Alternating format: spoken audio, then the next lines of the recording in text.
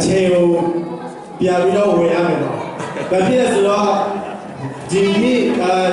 ဒီအချိန်ကဒါဆိုရလာပြီနော်ဒီကျွန်တော်ညီရကြားရတဲ့အားလုံးအခုကမိမနဲ့မိမယူလို့ရတယ်ယောက်ျားလေးယောက်ျားယူလို့ရတယ်ပြီးတော့အများကြီးကရင်နဲ့ဒီတက်ကြတယ်မာလည်းမတက်ကြတယ်အများကြီးရှိတယ်နော်အဲ့ဒီကြောင့်ကျွန်တော်တို့အခုကြော်ရတဲ့အခုကြော်ရတဲ့